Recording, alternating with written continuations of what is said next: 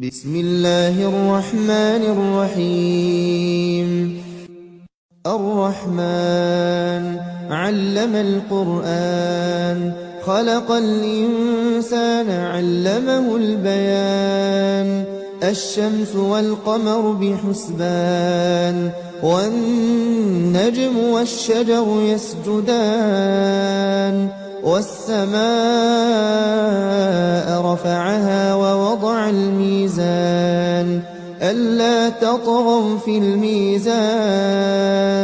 وأقيموا الوزن بالقسط ولا تخسروا الميزان. والأرض وضعها للأنام، فيها فاكهة والنخل ذات الأكمام. والحب ذو العصف والريحان، فبأي آلاء ربكما تكذبان. خلق الإنسان من صلصال كالفخار، وخلق الجان من مارج من نار. فبأي آلاء ربكما تكذبان. رب المشرقين ورب المغربين، فبأي آلاء ربكما تكذبان. مرج البحرين يلتقيان، بينهما برزخ لا يبغيان. فبأي آلاء ربكما تكذبان. يخرج منهما اللؤلؤ والمرجان، فبأي آلاء ربكما تكذبان. وله الجوار المنشآت في البحر كالأعلام، فبأي آلاء ربكما تكذبان. كل من عليها فان، ويبقى وجه ربك ذو الجلال والإكرام. فبأي آلاء ربكما تكذبان. يسأله من في السماوات والأرض كل يوم هو في شأن. فبأي آلاء ربكما تكذبان. سنفرغ لكم أيها الثقلان. فبأي آلاء ربكما تكذبان. يا معشر الجن والإنس إن استطعتم أن تنفذوا من أقطار السماوات والأرض فانفذوا، لا تنفذون إلا بسلطان. فبأي آلاء ربكما تكذبان. يرسل عليكما شواظ من نار ونحاس فلا تنتصران. فبأي آلاء ربكما تكذبان. فإذا انشقت السماء فكانت وردة كالدهان. فبأي آلاء ربكما تكذبان. فيومئذ لا يسأل عن ذنبه إنس ولا جان.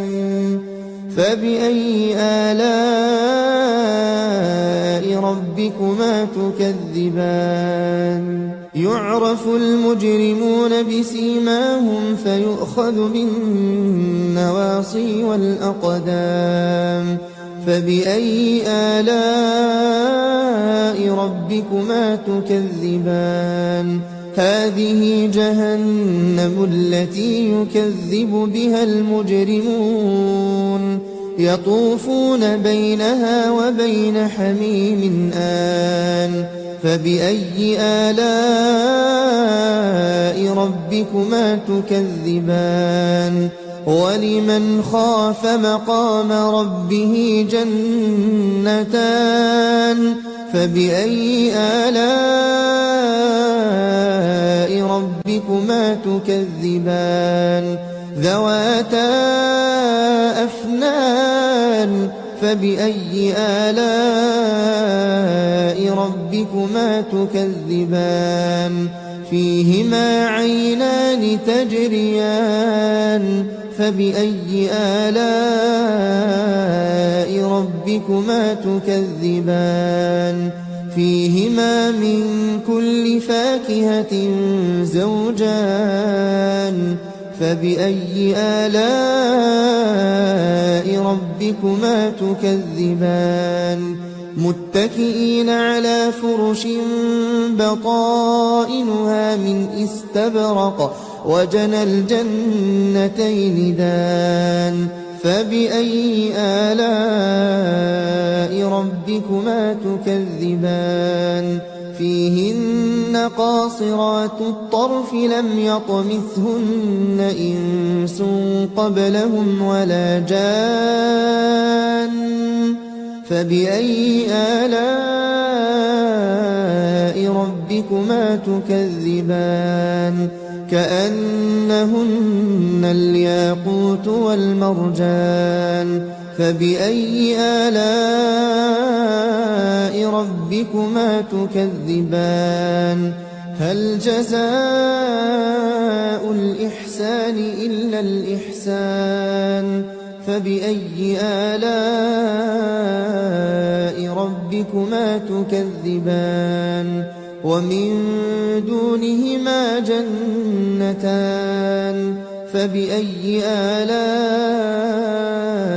ربكما تكذبان مدهامتان فبأي آلاء